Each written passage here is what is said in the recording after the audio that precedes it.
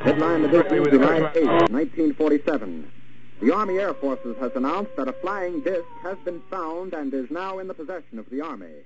Army officers say the missile found...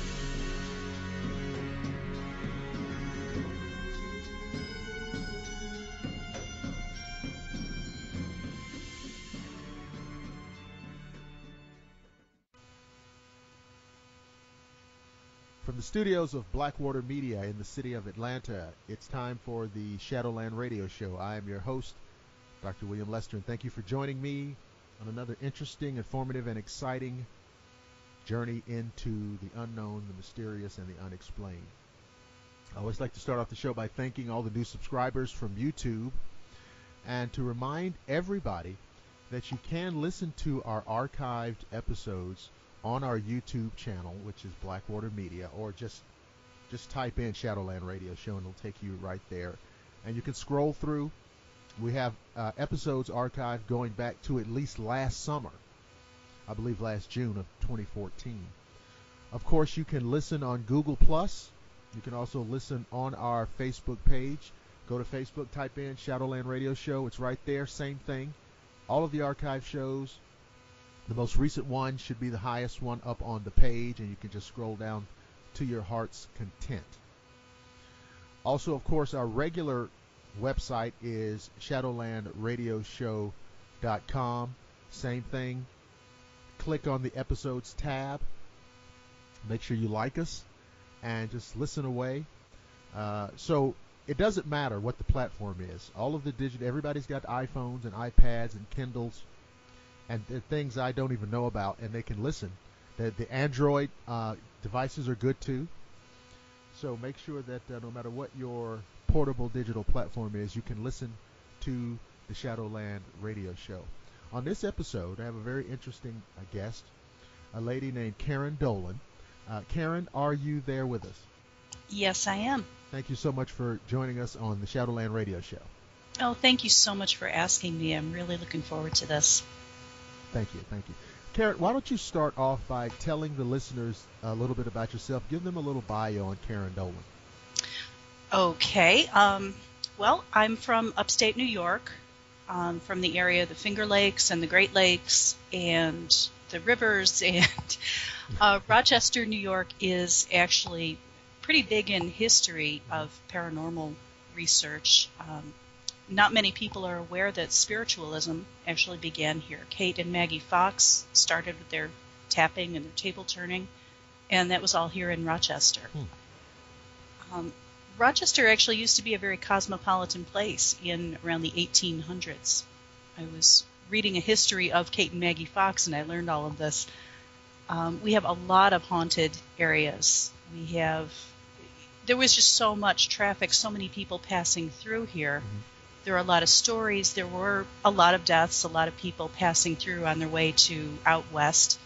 This used to be one of the big gateways, and there's still a lot of paranormal activity here. And it's a big area for paranormal investigation groups. It's also a UFO hotspot here as well. I grew up, enjoying ghost stories just like everyone else. Never thought too much about it. And in 2007, a friend of mine who had a radio show out of Roswell, New Mexico, his name was Guy Malone, yep. And he hosted a show called Live from Roswell at that time. called me up for an interview. And I thought that was so funny. I immediately tried to pass the phone over to my husband, who was a UFO author, Rich Dolan. And I said, well, you must want Rich if you're doing an interview. He said, no, actually, I want to talk to you and see what it's like to be married to someone who is a researcher and an author, and, what's your side of it? So we did the show, and we had a blast. And apparently a lot of people were really interested in what we all were talking about. So he asked me on again to co-host with him. Right. And I did one more show with him, and we had a blast again. Next thing I knew, his producer, Joe Montaldo, was calling me up and saying, hey, I have a time slot. Do you want it? Oh. And I thought, this is crazy. I can't do this. I don't have any experience. And I thought, but it was really fun, so okay. And I ended up hosting my own radio show on the Paranormal Radio Network for 5 years, from 2007 to 2012. And I had a blast. I absolutely loved it. And, probably you've found the same thing. It's just so fascinating to be able to read a book on a subject that I'm really interested in. And, your first thought is, oh, my gosh, I have all these questions. I wish I could talk to this author. Mm-hmm. And then you think, hey, I can. So you call them up and you say, hey, would you like to come on my show and talk to me about your work for 2 hours? And they usually say, sure, I'd love to. Right. Yeah, so that was wonderful. And, I only stopped doing it when some personal things came up. Mm-hmm. I was moving. I just had all kinds of things going on, and it was hard to maintain the show for a little while there. This year, I've actually gotten back on the air. I'm co-hosting a program on Beyond the Edge Radio now with Eric Altman and Marie Samuels. Mm-hmm. And we do a monthly show on Sunday evenings called Creature Features. Oh, wow. Yeah, it's a hoot. They are just terrific people to work with. They get great guests, and we have so much fun. So is that is that mostly about cryptozoology, or is it still a paranormal general type thing? Well, the Creature Features is intended to focus mostly on cryptozoology, but all three of us are really interested in everything. So even though the structure of it was set up as a focus on cryptozoology, if something comes up that interests one of us, we'll go there. We don't care. So. Right. What is it? Obviously, we talk cryptozoology here quite a bit, and one of the things that always gets tossed around is, what is it about some of these creatures that we talk about, Bigfoot primarily, and maybe other things like the Loch Ness Monster, and they're maybe the top 4 or 5. Mm-hmm. Well, what is it about these creatures that keeps us from just putting our finger right down on top of it and nailing it down? What is it about these creatures, do you think? What's going on here? Well, they're more elusive. Yeah. With anything else, if somebody, someone goes off into the jungle and they come back and they say, hey, we discovered a new kind of thing, I don't know, cat or a butterfly or pretty much anything. Yeah. They come back, maybe they catch one and they bring it home and show people, or they come home with their stories and then somebody else goes out and they see one too. Okay. And it's pretty cut and dried. And in this case, people don't. You have witnesses, you have people who see them, but no one is really bringing back physical evidence. No one's coming up with the body of a Loch Ness Monster. Right. No one's coming up with a Bigfoot body.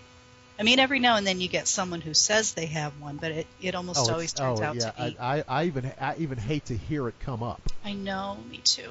Because I believe there's something out there. There is something. Yeah.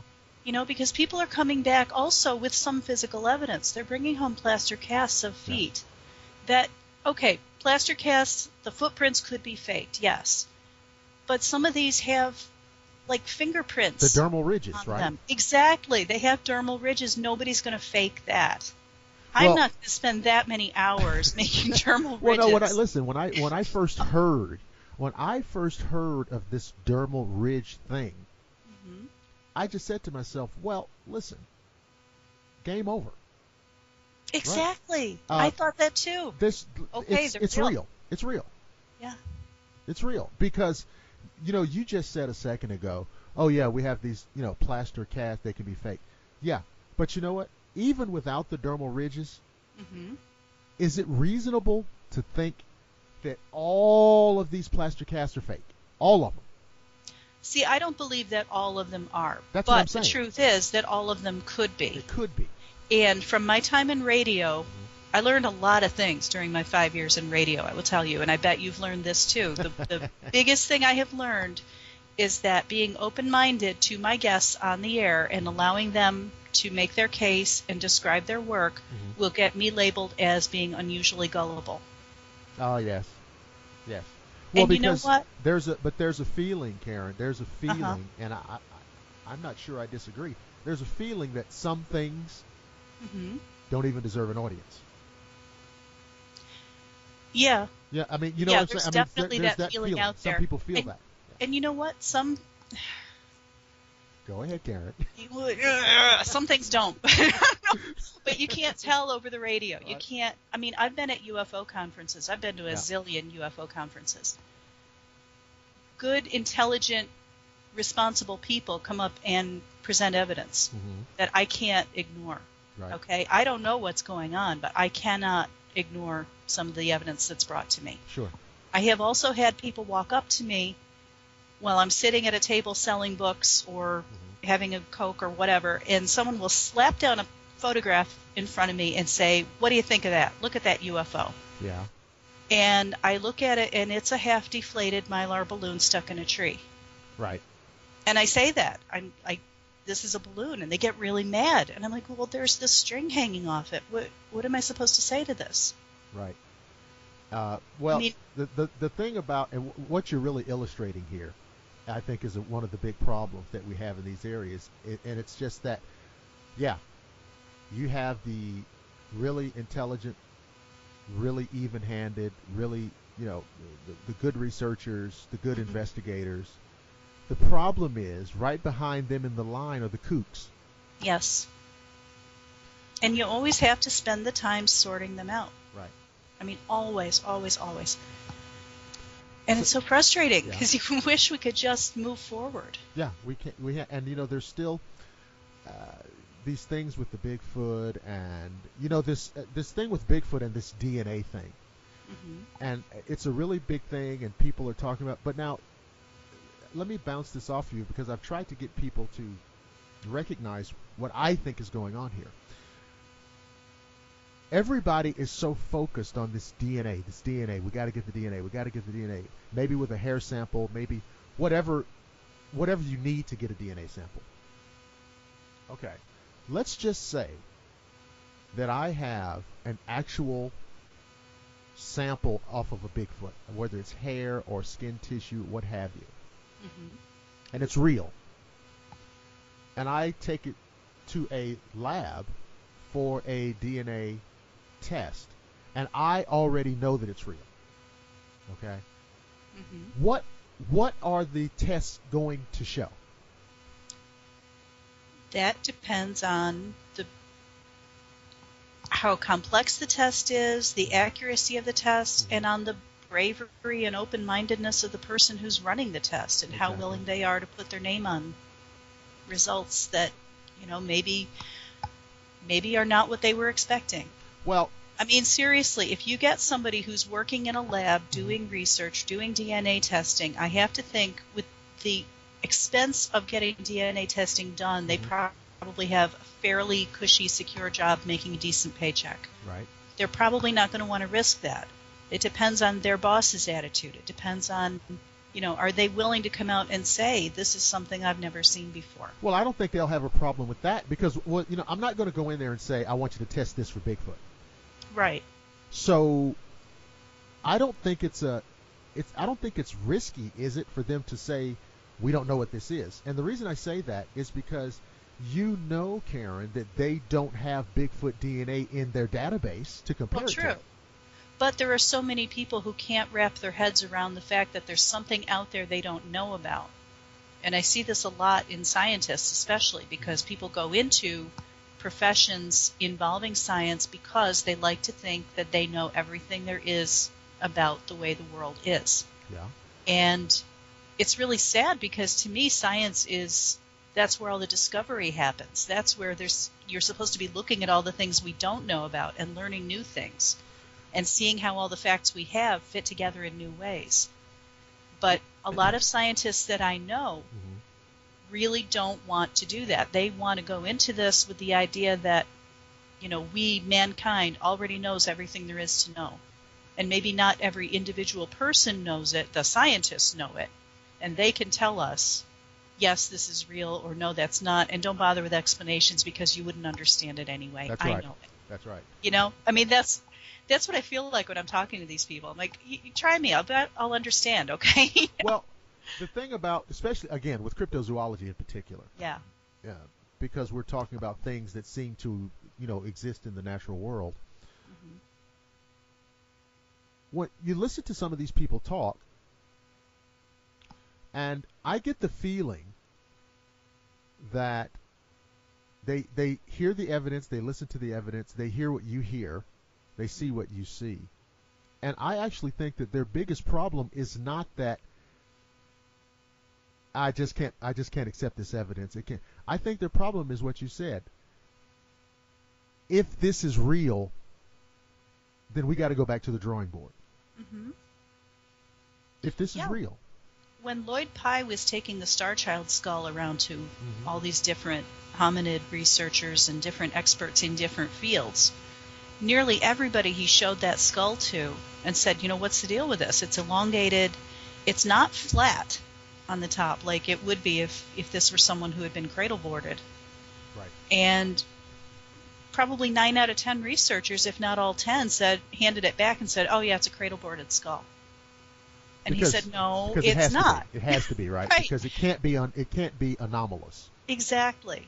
And it had so many anomalies aside from the fact that it was elongated.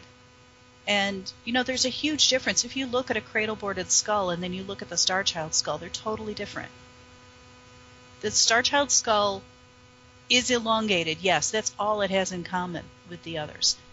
It is not flattened where the board would have made it grow flat. It is balanced in its own way. It's very different from what we would consider a normal human skull, but it does have its own balance. But it's not deformed. It's not a deformed it's not deformed human at all. skull. It's different, and it actually has its own kind of symmetry and beauty to it that deformed skulls, deformed anything, don't. They're misshapen and they're unbalanced. Well, didn't they compare it to the skulls that had been boarded up? Yes. Well, then. Yes. Lloyd Pye did that a zillion times. He looked at it long before he gave it to anyone else. That's why he continued to study it. Right. I mean, he'd seen cradle-boarded skulls. He exactly. wouldn't have taken any interest in that. I think if you compare it to the cradle-boarded skulls and it's not the same, then that's not what it is. Exactly. But so many scientists they barely glanced at it. They said, oh, it's cradle-boarded. We're not interested. But what's funny is, don't you know, Karen, that they knew of the skull already? Again, is where I think a lot of these people just did not have the courage to get involved with this. They didn't want to put their names on the research, and they didn't want to take that on because, once you start admitting that there's something in the world that you didn't know about, that changes your whole worldview. And all of a sudden, it's like you're standing on a little piece of an iceberg, and it's very, very unsteady under your feet, and you don't know what's going to happen next. And scientists hate that. I wish they didn't, because they're the ones who ought to be discovering new things. But I think that some of these scientists, and what's so interesting is that I saw Bill Nye debating I can't remember what the man's name was, but the guy he was debating was a creationist. Oh, I that? Can't remember the man's name either, but it was all over YouTube. I remember. And yeah. I thought, and I really liked the way there was a question raised in the debate posed to both of them. And the question was, first to Bill Nye, what would you need in order for you to change your mind on certain theories that you hold? And Bill Nye said, I would need evidence. Okay, everybody thinks that's fair. Right. He asked the creationist guy, same question, and he said, there's nothing that you can show me. And I thought to myself, well, didn't he just sink his entire debate? Yep. Yeah. And I know I'll get about 300 emails from the creationists now that I've said that, but I'm sorry. You can be a very it doesn't have to damage your faith. Right. I don't pretend to know all the things that God created or all the things that God can do. And if I see something that I hadn't come across before, right. You know what? I have enough Christian humility to say, wow, I was wrong. God made a pretty amazing thing here. Right. Okay? I was brought up as a Roman Catholic, so right. I get the whole humility thing. But that's not what this guy was trying to do. No. This guy... No, I'm just saying it doesn't have to conflict with faith. Not at all. If you have enough faith, if you have strong enough faith, I would think you would just say, okay, I must have been wrong because God is always right and God made this. Right. And again, I put this out here on the show from time to time. Listen, the process of Darwinism, of evolution, of natural selection, mm-hmm. those things are real, but they don't preclude the existence of some kind of deity. Exactly. And the idea that you have to humiliate yourself by trying to attack a well-established scientific discipline, mm-hmm. and you will make a fool out of yourself if you do that. Right? You know what I'm saying? I mean, you will. It doesn't preclude the existence of the Creator. Right. So I brought all that up. That was my rather long-winded way of saying how I really liked how Bill Nye handled this clown. Mm-hmm. And I think, how can Bill Nye be so wrong about UFOs? Yeah, that's a problem that I have with Bill Nye. I respect him in a lot of ways. I just don't understand. Again, I don't have the arrogance to say that, I, one person on this one planet, in this one galaxy, in one star system, could tell you what is and is not in existence in the rest of the universe. What do we know? We don't even know what's at the bottom of the oceans here. Well, of course. But listen, you don't even have to go that far. I mean, if you look at the subject of UFOs on its face, and you look at the cumulative data built up over decades, you cannot reasonably tell me that we're still talking about swamp gas and weather balloons, temperature inversions, flocks of geese, Venus. Right. What constitutes evidence? Right. Why are people still saying there is no evidence? Do you know, I was at one UFO conference a few years ago, mm-hmm. 2008 or 2009, at a MUFON conference in Denver. And there was an ABC TV news personality there, and I can't remember what her name was, but I remember she was interviewing people at the conference, and so I made a point to watch the news afterward, which I never watch the news on TV, mm-hmm. but I wanted to see what she would say. And at one point during her story, she said, flat out, bald statement, no doctors or scientists believe in UFOs. And I thought, wow, she doesn't know about Dr. Lynn Katai. Nope. She doesn't know about John Mack, nope. who's a doctor, psychiatrist. She doesn't know about nuclear physicist Stan Friedman, because I think that's science, right? Nuclear Hardcore. Physics. Yeah. I mean, I don't understand what? How, I'm like, who did she talk to? Did she only talk to the people who showed up in tinfoil hats with pictures of Mylar balloons? Yeah, but Karen, what that was, and of course, I'll make another set of people mad with this. Mm. That was just a reflection of how dumb she was. Well, yeah. Okay. Yeah. I mean, that's what it. That's what I thought. I mean, okay. This all I could think when I was watching this was, this is journalism. Yeah. Well, no scientist, no real scientist. She's dumb. She didn't even say no real scientist. She said no scientists. Period. No doctors or scientists believe in UFOs. Right. And I thought, wow, you have not picked up a single book. No. And you can't have talked to 90% of the people who were at this conference where you spent all weekend, and I saw you walking around with your camera. I mean, it's but it's ABC. It is mainstream news. They are going to look at this as something maybe for Sweeps Week. Something for a tongue-in-cheek thing. Oh, let's go see all the space kooks.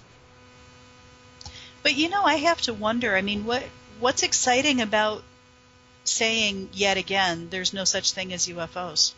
I mean, how do they see that as breaking news? That's what they've always said. Right. I think that there's a psychosis, I think, going on there, where they like to be able to say,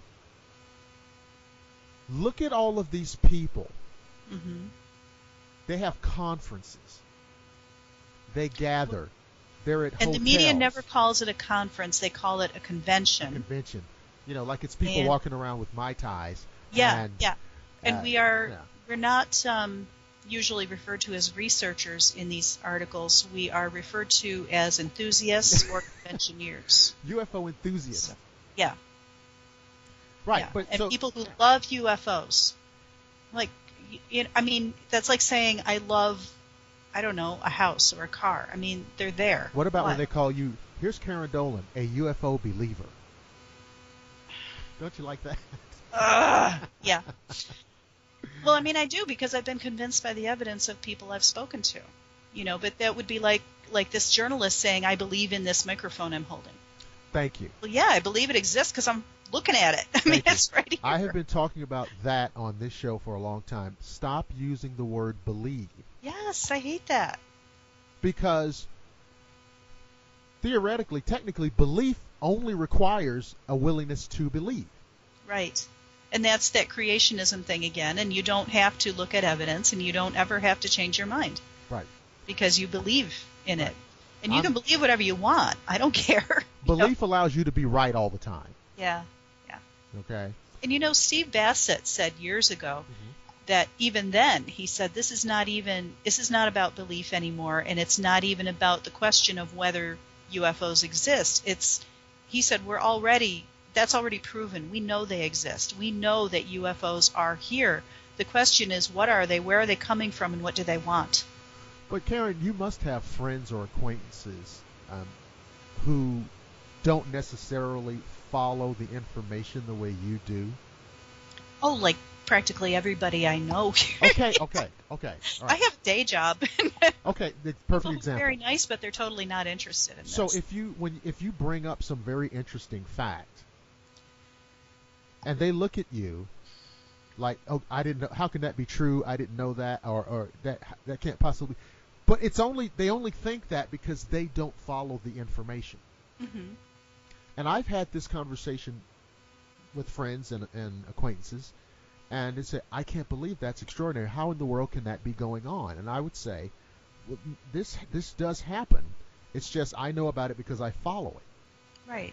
And I think a lot of it is that, Karen. The people don't know what's going on. I told one friend of mine about the Bentwaters case, and he just about fell out of his chair. How could something like that have happened?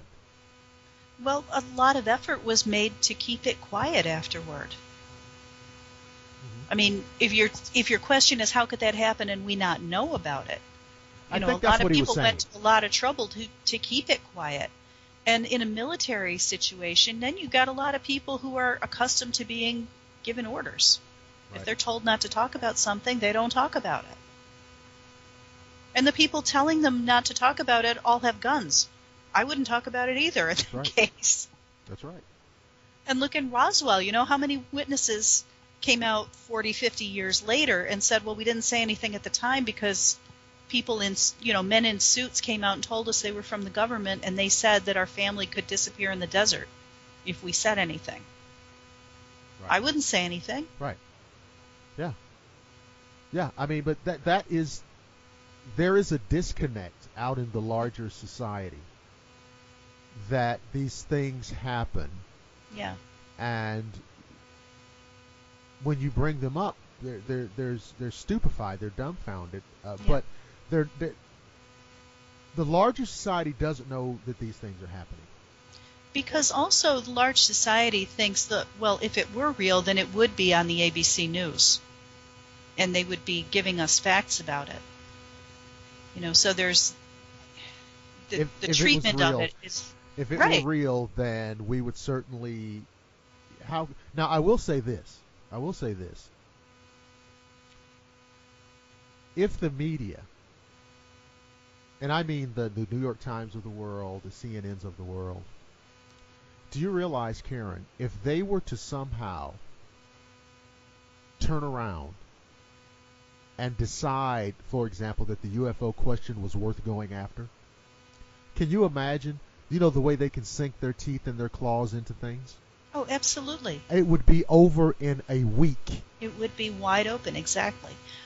Although, two things. Okay. One is that I've been asked many times about, you know, what do I think about disclosure? When will it happen? Aren't we almost there? Oh, Lord, yeah, I know. And my answer is always, I think it will happen when they want it to happen. When whoever's piloting those UFOs wants it to happen. Yeah.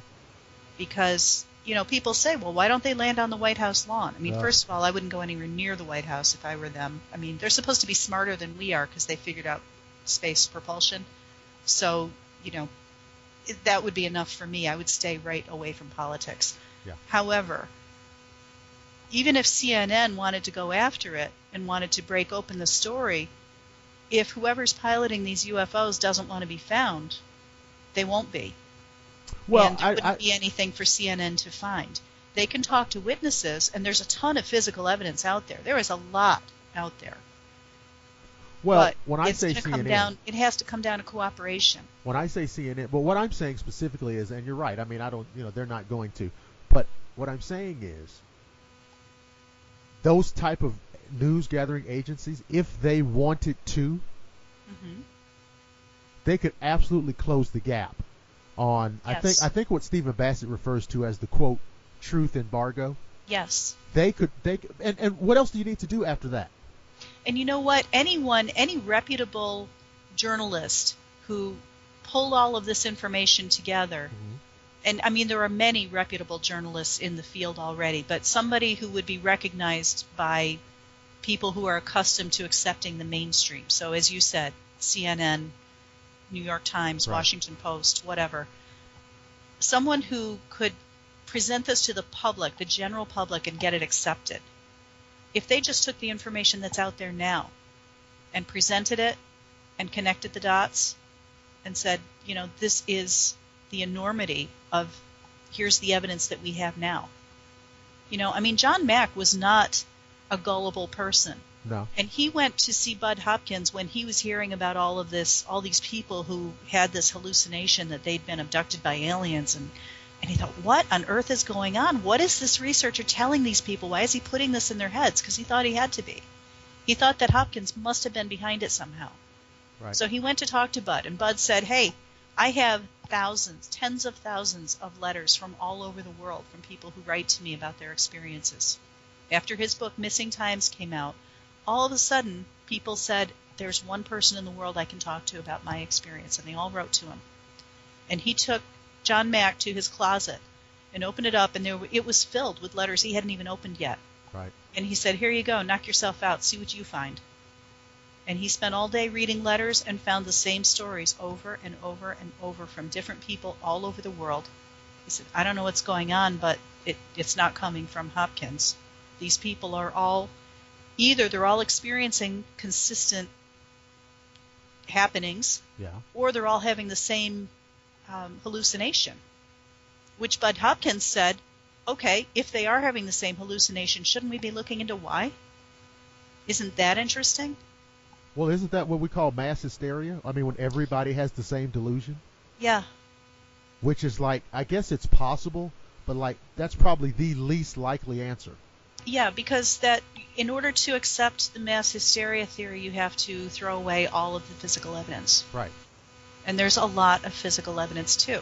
But if you talk to mainstream media right now, journalists who are in the mainstream media, that's exactly what they do. They don't mention any physical evidence. And so the people who are getting these stories from the mainstream think, oh, well, a bunch of people just have sleep paralysis and bad dreams, and then they all, they watch fire in the sky and they all think they've been abducted by aliens. There is a radio person that I won't name who is been in radio for a long time. Is a very funny individual, but he is very much entrenched in mainstream media, and he absolutely buys into the official story of whatever officialdom. Absolutely. I heard him recently pontificating on the Cydonia region of Mars, and he said, well, yeah, it looks like a face, but they showed later that it wasn't. And then he's through with it, right? Yeah. And I once heard him say this about Bigfoot. He said, I think this Bigfoot thing is mass hysteria.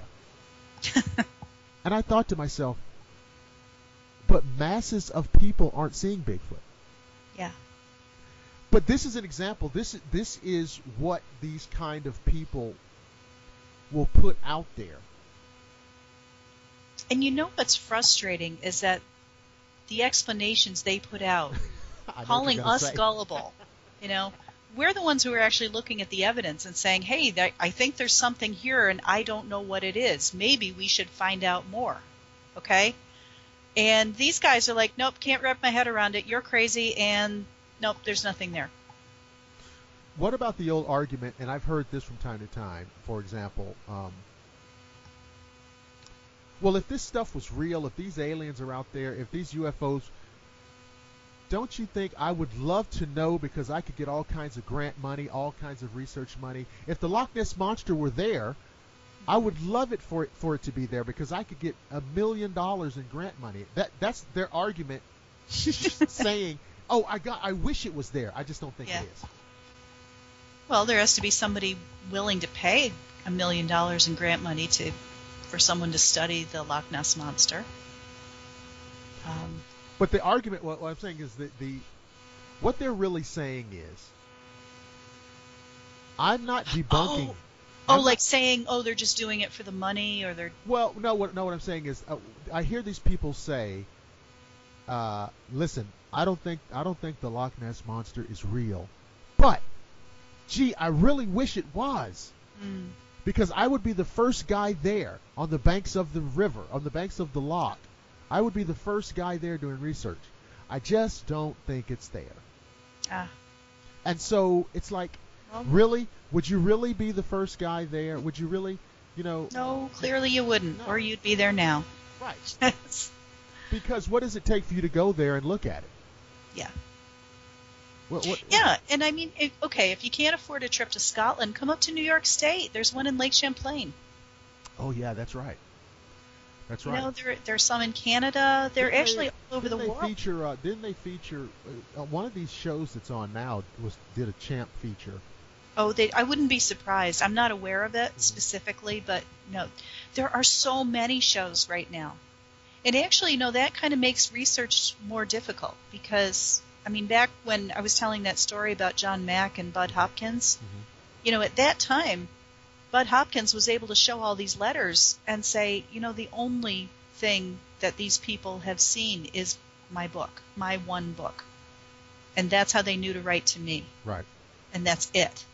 And they were describing things that were not in his book, but they all matched each other. So there was clearly something going on. Nowadays, this stuff is ubiquitous. It is absolutely everywhere. So it's almost impossible. Kids growing up, they all know about Bigfoot and they all know about the Loch Ness Monster, but they probably don't know that it's a real thing. That even that it's a real story, that there are people who believe they've actually seen it. They probably all just think, oh, it's that thing on TV. Yeah, everybody knows about that. Everybody's heard of it.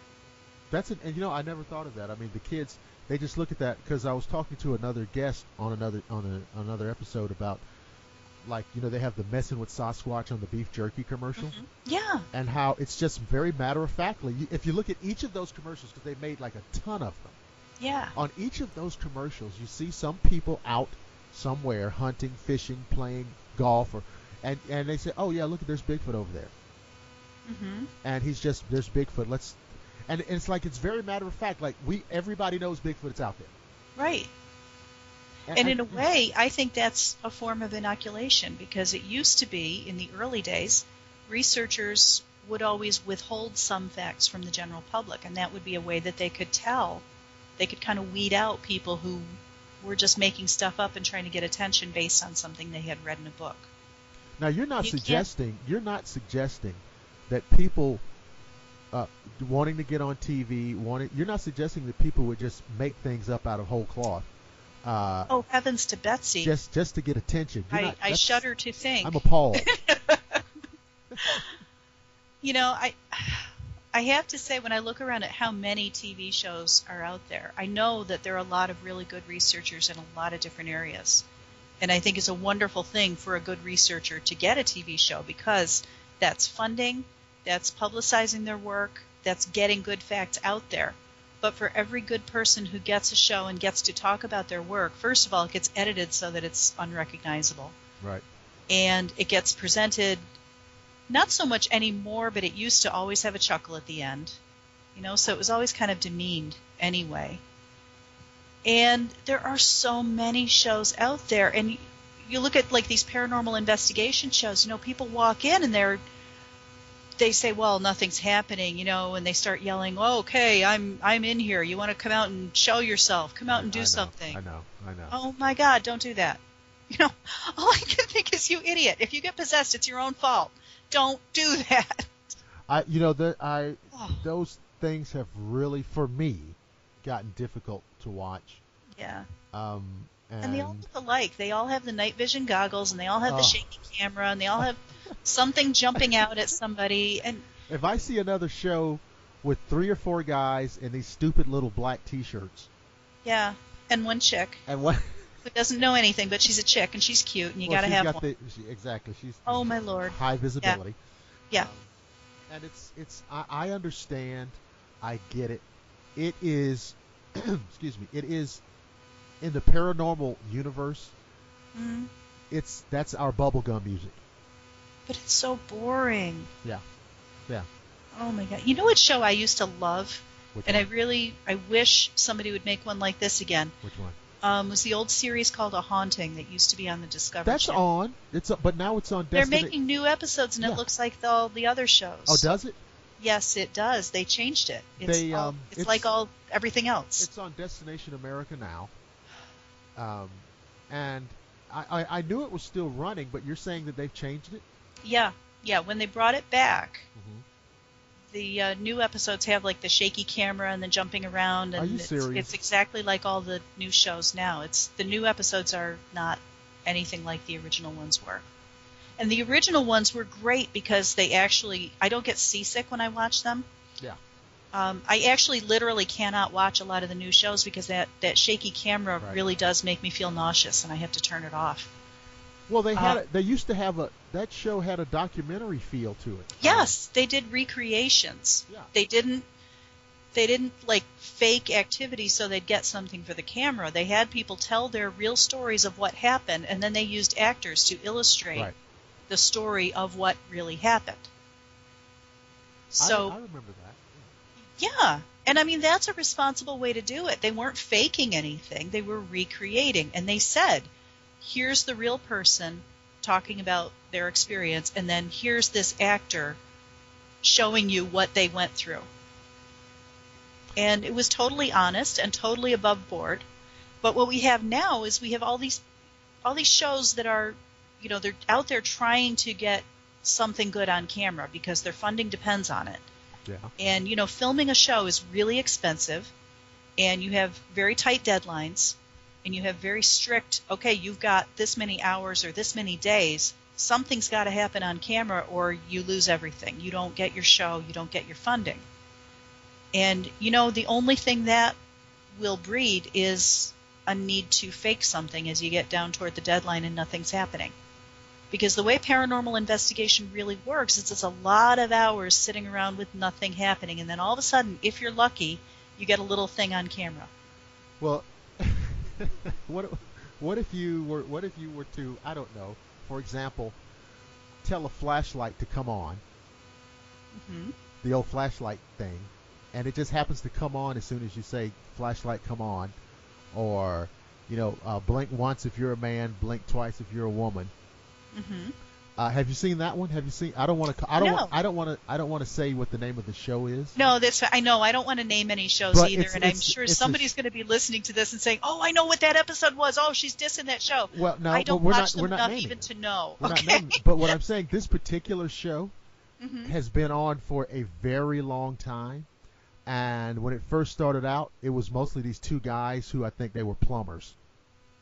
I know exactly which show you're talking about. Okay. Okay. Yeah. And so they've kind of become notorious for this flashlight thing. Oh, see, I don't think I've ever seen the flashlight thing. Yeah. I haven't actually watched a lot of episodes of their show because they Not a kind of problem. seem Yeah. the same. Yeah, it's not a problem. But yeah, it's that kind of silliness. Yeah. But I did see, one of the few that I saw, they were like popping out from behind doors at each other, and I thought that's just childish. Silly. And why did that even make it onto the show? If they were goofing around like that during the filming, that's one thing. But why was that kept? Well, now, are you talking about what I think? There's one, I call it the Three Stooges. Because it's these three guys, and they're just all over the place. And one guy has a camera, and one guy's kind of like the star. The camera's always on him. And then the other guy's like a third banana, a third wheel. Mm-hmm. And they're the silliest three people I've ever seen in my life. And there's another one, and you really can't remember their names. The shows. Because it kind of doesn't matter. Because when you're looking through those night vision goggles, they all look alike anyway. Right, that's right. Because everything's green, and they're all wearing black T-shirts, and there's always one bald guy. Right. Isn't there? Yeah, at least. Oh yeah. Yeah. At least. But there's one. I saw one earlier today, in which the whole thing is predicated on this lady who I guess is a psychic, mm-hmm. and she goes into a house, and the house is empty. The people have vacated for her. And the whole show, she walks through the house, going through all kinds of histrionics, a drama queen, rubbing her head and sweating and, leaning back against the wall and talking about, how bad the vibrations are and what all happened. And it's just, it's like a soap opera. And she goes through all these emotional roller coasters, and she's up and down, and you could imagine. And it is, I don't know what it's called, but it is ridiculous. Because it's just her emoting. Yeah. See, this is actually kind of inspiring me to start watching TV again, because I don't do it based on what I'm telling you. Yeah. It really does seem like most of the shows I've seen, I'd turn them on, I'd watch 10 or 15 minutes and think, I can't tell the difference between this and this other one. There are so many of them out there, and they're really, I don't know, so many of them seem to be very similar to me. Now, Karen, I didn't tell you, but probably, I don't know, 3 or 4 years ago, I interviewed Richard on... a lot of people have. So. I know. Okay. But about the UFOs and national security, that book. Yeah. Yep. But I was going to ask you, are you writing something? Do you have books? Or I know you've got your blog at KarenDolan.com. I do. I'm trying to keep up with that blog. Mostly I end up writing things on Facebook. Oh. And I'm trying to get myself to treat that blog more seriously and actually mm-hmm. write stuff there, because a friend of mine got me hooked on Facebook, and I have a lot of friends who live really far away. Mm-hmm. And so I'm really addicted to checking in with them on Facebook. That's where I find out what they're all up to. And then, somebody will post an interesting comment, and I end up writing this big, long piece, and it's just a Facebook post. Right.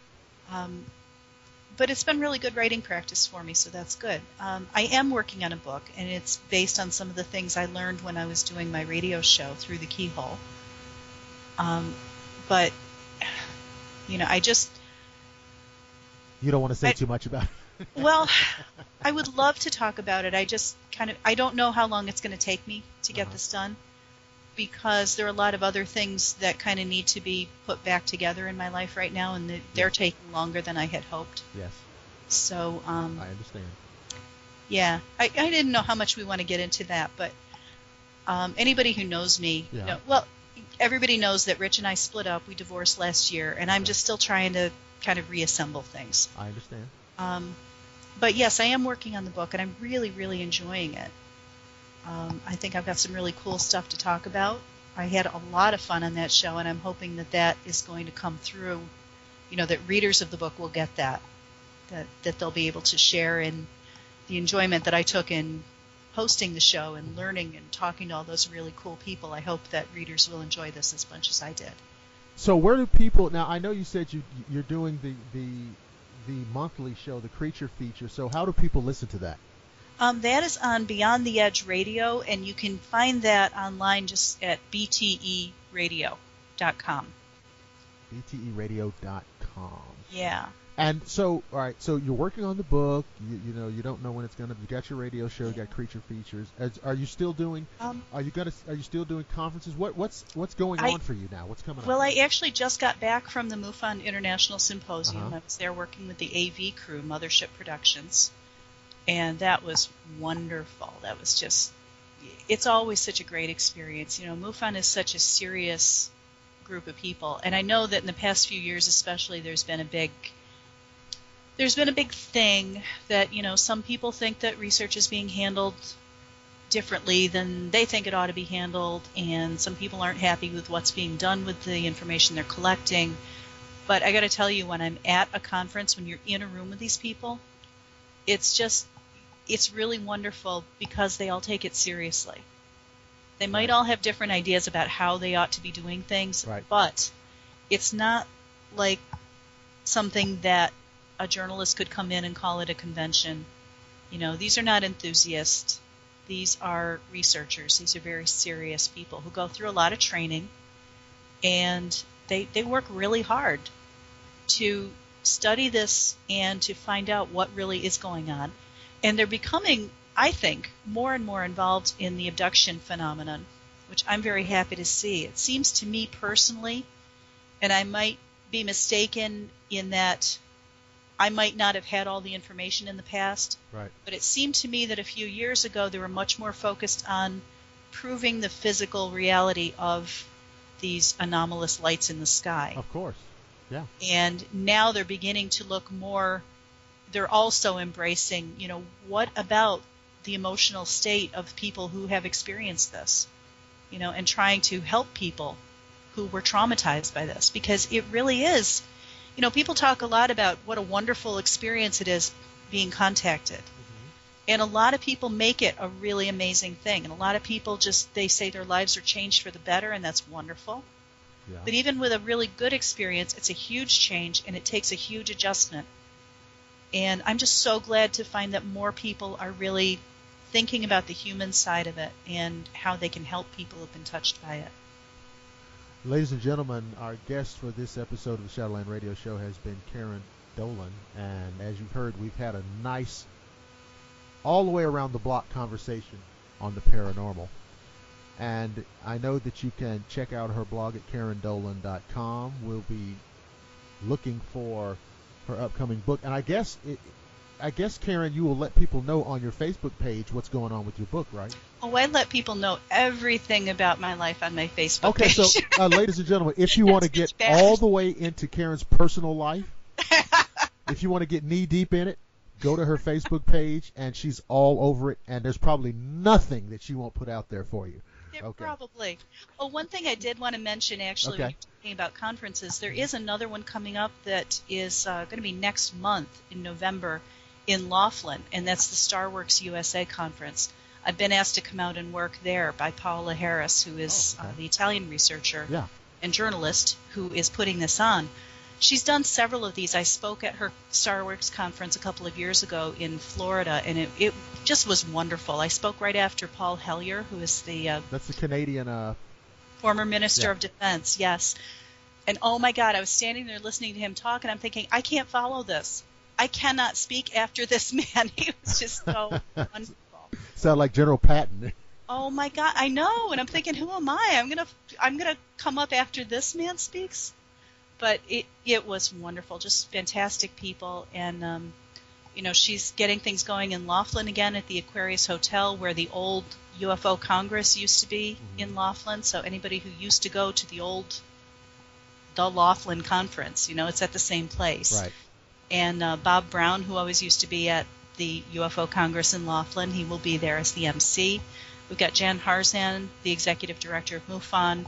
George Norrie from Coast to Coast AM is going to be there. Just more people than I can even list right here. It's just going to be an amazing event, and really, come on out. It's going to be fantastic. Very good. All right, there you go. Again, a great conversation, a great paranormal conversation, cryptozoology, UFOs, everything, even a little creationism evolution debate for you. There you go. So we'd like to thank Karen Dolan for being our guest, and I want to remind you guys, because I tell you all the time, and you ask me the same questions all the time. So, here we go. You can listen to the show on YouTube. We have our own channel, Blackwater Media. Just type either one of those, Shadowland Radio Show or Blackwater Media. They're all archived, guys. They're all there. Some of you love Google, your Google Plus. I don't get it, but I know some of you love it. You can listen on Google Plus. When you're finished reading about, Karen's soap opera type life on her Facebook, we're on Facebook too. And so just type in Shadowland Radio Show and we'll be there. You can listen. All of the episodes that I've ever done are there, guys. Okay? We've got Stanton Friedman and, all these kind of people. Now, we're going to have Karen Dolan's posted. And it's going to be cool, Karen, because you'll probably be on, maybe even before Halloween, so it'll be cool. Oh, fantastic. Yeah. And then, of course, the ShadowlandRadioShow.com, which is our home site, you can listen to. But guys, listen, if you go listen to us on YouTube, please subscribe. Just because I like to see the numbers boost up for my own ego. You know how I am. All right. So, I want to thank everybody for listening. Thank you, Karen, so much. Thank you so much for having me. Absolutely. I want to remind you guys, again, Halloween is coming up, but I don't want you to get scared. I don't want you to freak out. I don't want you to flip out or have a hissy fit, because I promise that I will see each and every one of you again on the flip side.